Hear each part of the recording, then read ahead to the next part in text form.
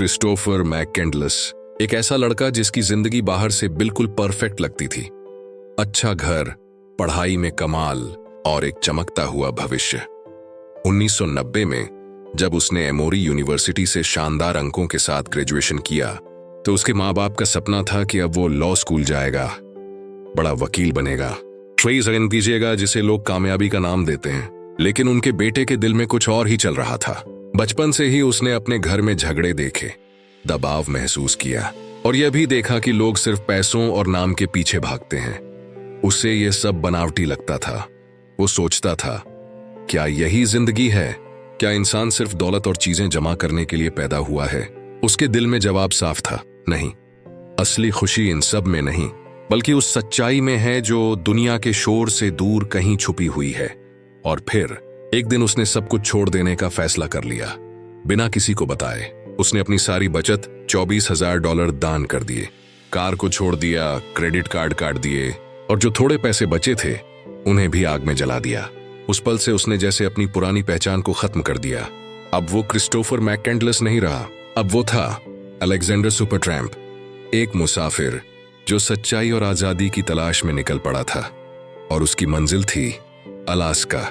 उसके लिए अलास्का सिर्फ जगह नहीं थी, बल्कि वो आखिरी हद थी जहां इंसान और कुदरत आमने सामने होते हैं। सिर्फ एक बैग, कुछ किताबें और सपनों से भरा दिल लेकर वो सफर पर निकल पड़ा।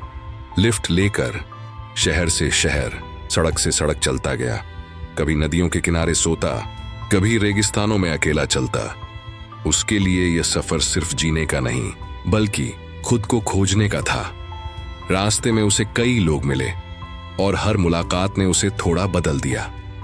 जन और रेनी, एक हिप्पी कपल जिन्होंने उसे अपना लिया जैसे वो उनका ही बच्चा हो। उन्होंने उसे खाना दिया, अपनापन दिया, लेकिन क्रिस ज्यादा देर कहीं ठहरना नहीं चाहता था। उसके लिए लगाव एक जंजीर थी और वो जंजीरों को तोड़ चुका था। दक्षिण डकोटा में उसने वेन वेस्टरबर्ग के साथ काम किया। वहां उसे पहली बार लगा कि शायद वो किसी जगह का हिस्सा बन सकता है, लेकिन अलास्का की पुकार इतनी तेज थी कि उसे रोकना नामुमकिन था। और फिर वो एक बार फिर निकल पड़ा। किताबें उसके साथी थीं, थॉरो, टोल्स्टॉय और जैक लंदन। वो उनके शब्दों में डूब जाता। किताबों से सीखी बातें वो अपनी डायरी में लिखता। एक बार तो उसने अपनी कार खराब हो जाने पर उसे भी छोड़ दिया और पैदल सफर जारी रखा। और जब हाथ में थोड़े पैसे बचे तो उन्हें भी आग में झोंक दिया। उसके लिए पैसा बेकार था, जैसे किसी झूठ की निशानी। लेकिन ये सफर सिर्फ अकेलेपन का नहीं था, उसने दिलों को भी छुआ। सबसे गहरी छाप उसने छोड़ी एक बूढ़े आदमी रॉन फ्रांस पर। रॉन ने सब कुछ खो दिया था और जब वो क्रिस से मिला तो उसे अपना बेटा समझने लगा। यहां तक कि उसने उसे गोद लेने की बात भी कह दी। लेकिन क्रिस के पांव कभी नहीं रुक सकते थे। जाते जाते उसने रॉन को एक खत लिखा जिसमें लिखा था, जिंदगी को जीना सीखो, डर मत, सफर करो। और फिर वो चल पड़ा अपने आखिरी सपने की तरफ। अप्रैल 1922 में वो आखिरकार अलास्का पहुंच गया। उसके पास बस एक .22 राइफल थी, थोड़ी सी चावल की थैली, कुछ किताबें और उसकी डायरी। जंगलों में चलते चलते उसे एक छोड़ी हुई पुरानी बस मिली। उसी को उसने नाम दिया मैजिक बस। यही उसका घर बन गई।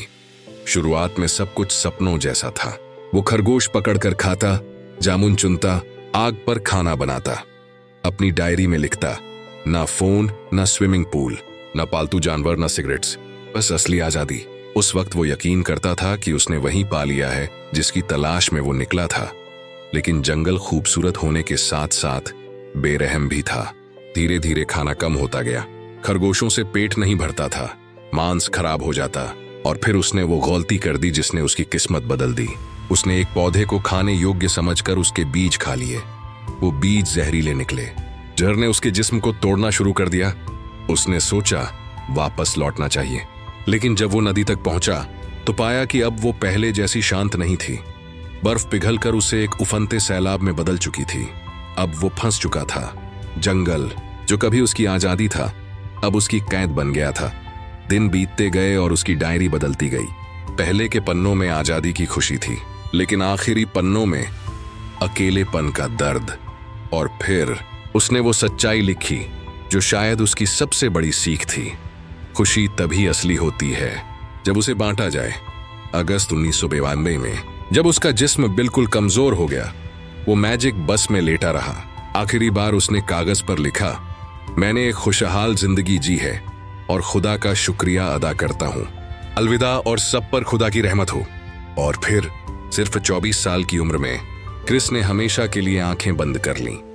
कुछ हफ्तों बाद शिकारी उस बस तक पहुंचे और उसका शव पाया। उसके बाद उसकी कहानी पूरी दुनिया में फैल गई। कुछ लोग उसे हीरो मानते हैं, एक ऐसा लड़का जिसने सच की तलाश में सब कुछ छोड़ दिया। कुछ उसे नादान कहते हैं, जो जंगल की ताकत को समझ नहीं पाया। लेकिन चाहे जो भी राय हो, उसकी कहानी हमें गहरे सवाल पूछने पर मजबूर करती है। क्या हम सच में जी रहे हैं या बस वही जिंदगी जी रहे हैं जो समाज ने तय कर दी है? इनटू द वाइल्ड सिर्फ एक सफर नहीं था, ये इंसान के दिल की भूख की कहानी है। आजादी की चाह, सच्चाई की तलाश और आखिरकार रिश्तों की जरूरत। क्रिस ने हमें याद दिलाया कि आजादी खूबसूरत है, लेकिन अकेली कर सकती है, और खुशी, असली खुशी वही है जब हम उसे किसी और के साथ बांटें। यही है क्रिस्टोफर मैककेंडलस की विरासत। एक नौजवान जिसने जंगलों में कदम रखा जिंदगी से भागने के लिए नहीं, बल्कि उसे खोजने के लिए, और जिसने जाते जाते हमें एक ऐसी कहानी दी जो आज भी हमारे दिल को हिला देती है।